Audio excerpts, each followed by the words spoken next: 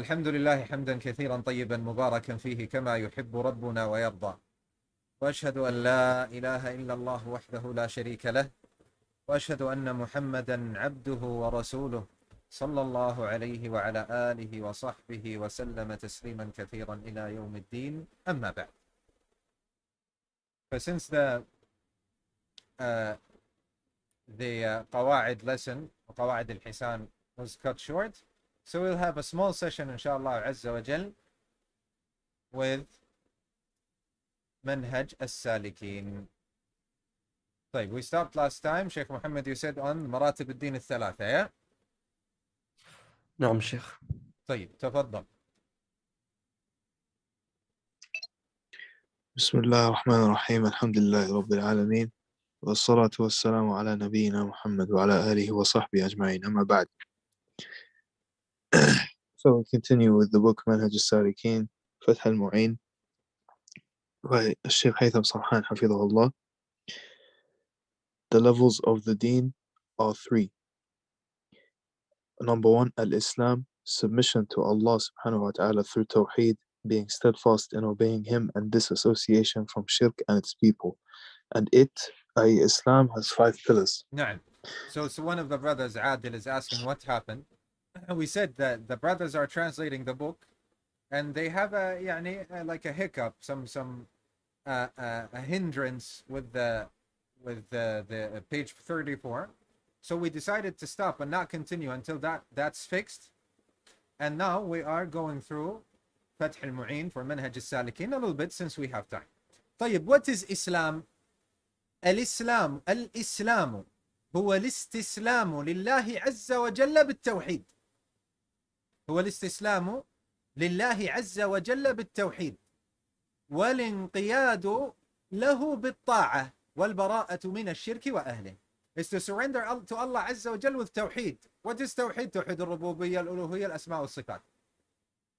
And you obey Him subhanahu wa ta'ala, meaning in what He commanded us to do and what He commanded us not to do. And to disassociate yourself with shirk, disbelief, and the people of disbelief. And it has 5 pillars, which you all know. Na'am. What are the 5 pillars of Islam?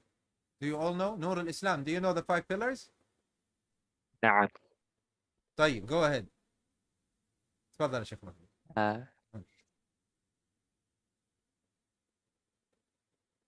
What are they يا شيخ نور الإسلام? الواحد كلمة التوحيد، الشهادة. أحسنت. نعم. 2 الصلاة. أحسنت. 3 الزكاة. أحسنت. 4 الصوم. أحسنت. The والخامس 5th one الحج. الحج. أحسنت. بارك الله فيك. ممتاز.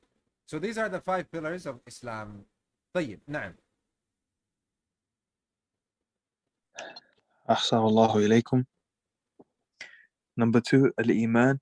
It has 6 pillars: to believe in Allah subhanahu wa ta'ala, His angels, His books, His messengers, in the day of judgment, and in al-Qadar, the good, the preordained decree, its good and its bad. نعم. And we said that Iman is belief in the heart, saying on the tongue, it's doing with the limbs, carried out with the limbs. It increases with obedience to Allah Azza wa Jal and decreases with disobedience to Allah Azza wa Jal. And we said it sounds beautiful. It sounds beautiful in Arabic, and it rhymes as well. هو اعتقاد بالجنان وقول باللسان وعمل بالجوارح والأركان يزيد بالطاعة وينقص بالعصيان. نعم. أحسن الله إليكم. Al-Ihsan. Number 3, Al-Ihsan. It has 1 pillar: to worship Allah subhanahu wa ta'ala as if you see Him. So if you cannot see Him, then He surely sees you. We begin with the first book, a book of al-Tahara, meaning purification. Types of al-Tahara, purity. Number 1, spiritual purity from shirk, bid'ah, innovations within the religion, and sins. Na'am. So first of all, we have to memorize what Islam is, right? We memorize what Islam is. So Islam is surrendering to Allah Azza wa Jal with Tawheed. What do you mean Tawheed? Tawheed, Rububiyyah, Uluhiyyah, Asma wa Sifat. So lordship, worship, and names and attributes. And to obey Allah Azza wa Jal. And to disassociate yourself with shirk and its people. Tayyib. And Iman, we have said. Tayyib. Now we have started with the Tahara, purification. So just as we purify our body from the outside, our hands, our face, we need to purify ourselves from the inside as well. And how do we purify ourselves from the inside? Is by purifying ourselves from disbelief, innovation within religion, and sins. This is how you purify yourself. You say, طيب, I do sin. What do I do? We say, Ya akhi, accustom yourself. First of all, make dua. We always mention these things. قل آمنت, the Messenger صلى الله عليه وسلم said, قل آمنت بالله ثم استقم. Say, I believe in Allah Azza wa Jalla, and then follow the right path. Then be upright. This is what the Messenger صلى الله عليه وسلم said. وما نهيتكم عنه فاجتنبوه وما أمرتكم به فأتوا منه ما استطعتم. The Messenger صلى الله عليه وسلم says, what I have told you not to do, then avoid it. And what I have ordered you to do, then do that which you are capable of doing. It's a hadith as well. طيب. So what you do is, first of all, we said you have to accustom yourself. Why do we always say and repeat, accustom yourself, get used to doing that which is righteous? Because a lot of people are used to doing that which is what? Haram. They're accustomed to it. It's in everyday life now. So every day they do this which is haram and that which is haram and this ghiba, namima. They don't. They try to get off work and still get paid the same amount. They lie, they deceive, they cause problems, they do this, they do that, they steal, so they're used to things which are harmful for them and society, and that are sins. Just as you got yourself to watching that which is haram, listening to that which is haram, saying that which is haram, doing that which is haram, you have to counter that now. You have to do the opposite. Such, in the same way, you are used to these things which are haram. In 3 years from now, when you accustom yourself, you will get used to these things which are halal, and these things which are mandatory, and these things which are favored. And you make dua to Allah Azza wa Jal always. And you show Allah Azza wa Jal that you are heart. Ibn al-Qayyim rahimahullah ta'ala, he says when you يعني تقبل على الله عز وجل, when you turn to Allah Azza wa Jal, you have to observe the minna. Focus. This is extremely important. You have to observe the minna, and you have to show your humility. What does this mean? You have to observe the minna of Allah Azza wa Jal. You have to recall and remember the ataya, the blessings, what Allah subhanahu wa ta'ala has given you. Our Sheikh Muhammad Sham al-Tahiri says, if one of your nails, if you lost one of your nails, you will realize the bliss of this nail. You will realize it. You will realize this bliss. If you have one problem with one of your teeth and it keeps on hurting you and harming you and so on and so forth, you will understand the ni'mah that you're in.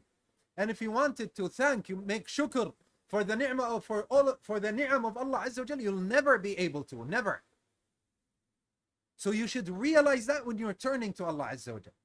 When you turn to Allah Azza wa Jalla, you realize the minna of Allah Azza wa Jalla, the bliss that Allah subhanahu wa ta'ala has given you that you can neither count nor pay thanks to. And also, you turn to Allah subhanahu wa ta'ala with your heart broken from everywhere, all sides broken, in front of your Creator, showing Allah Azza wa Jal how much you are in need of Him.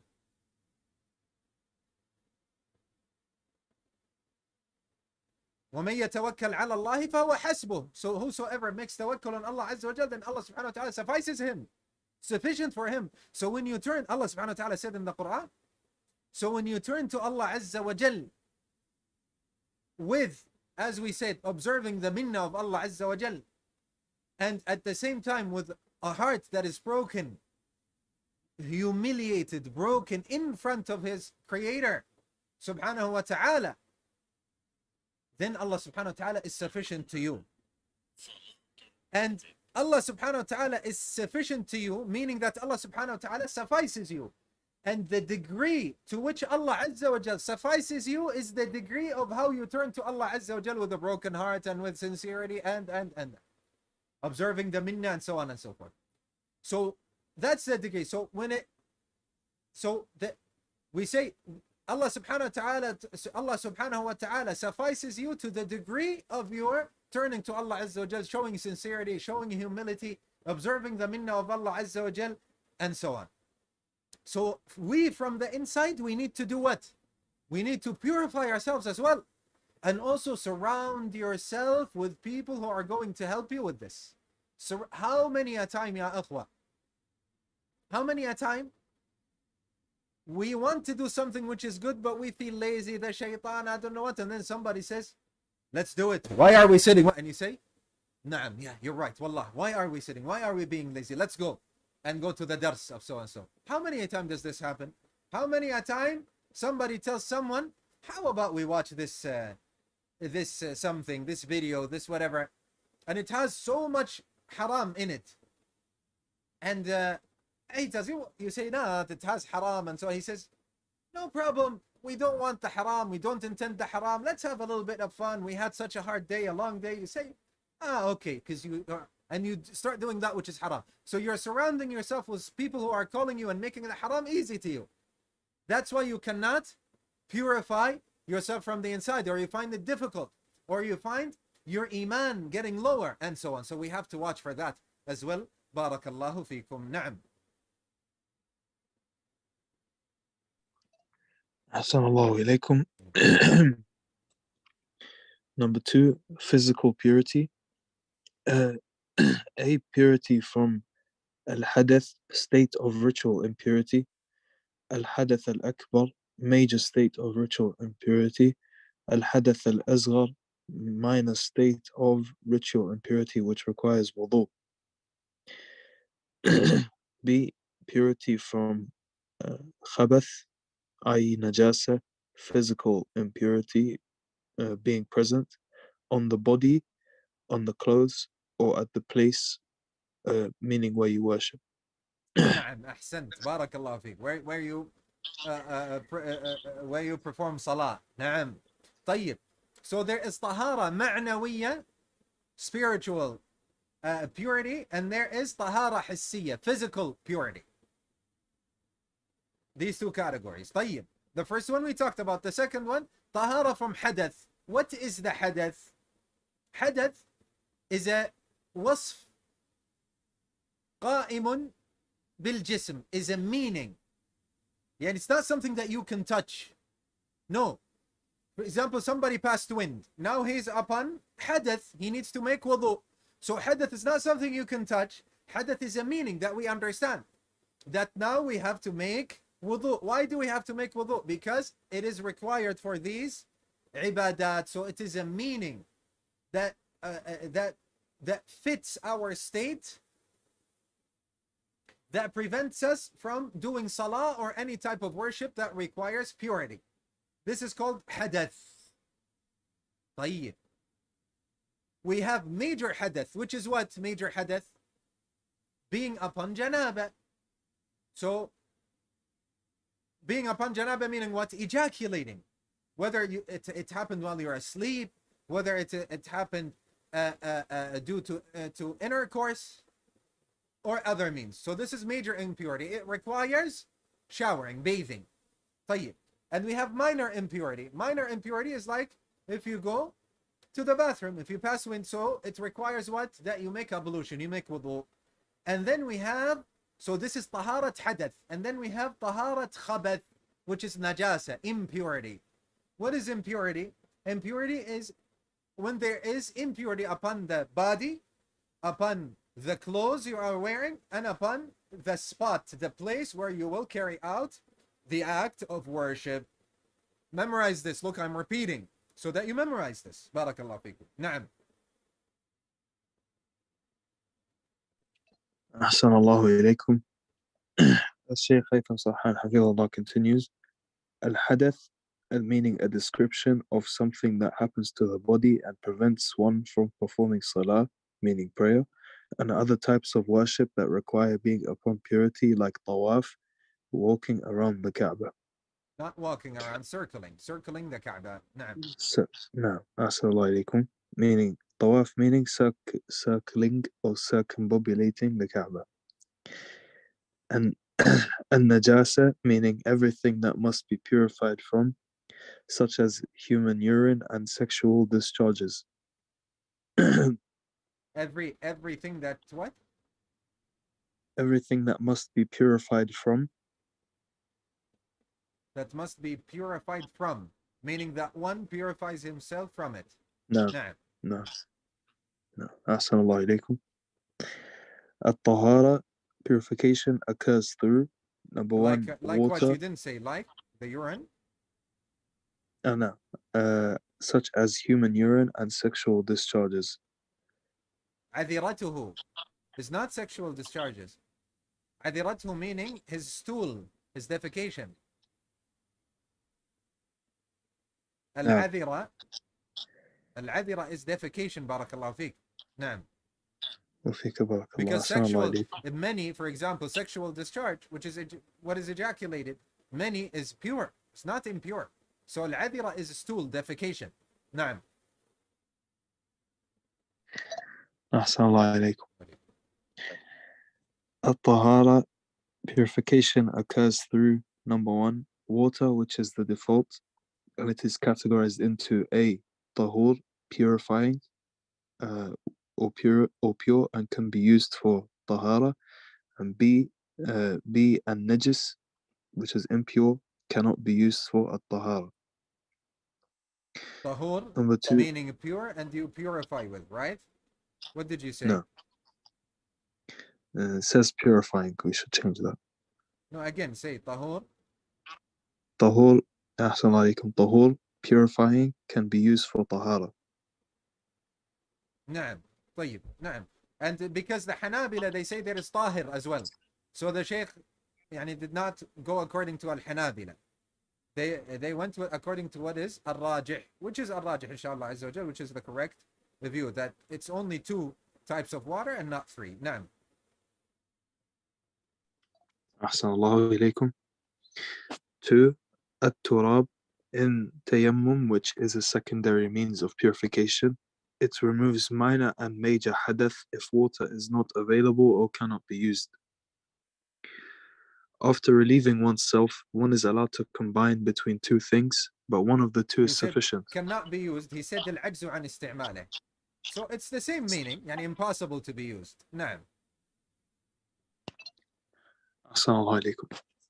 As Sheikh Hafidhullah continues, after relieving oneself, one is allowed to combine between 2 things, but one of the 2 is sufficient. Number 1, al-istinja, i.e. cleansing with water, occurs through water only. Number 2, al-istijmal, using 3 stones or something similar to clean the usual area of impurity. Like tissues, for example, using 3 tissues or 3 sides of the tissue, and you have to stop on witr, you have to stop the purification on an odd number, like 3, 5, 7. So if you wiped 4 times, wipe a 5th, so that you stop upon witr, as has been said by some of the ulama. And may Allah subhanahu wa ta'ala reward you. Jazakum Allahu khayra wa shakar Allahu lakuma for this excellent translation, and everyone as well that helped. Subhanakallahumma wa bihamdika ashhadu an la ilaha illa ant nastaghfiruka wa natubu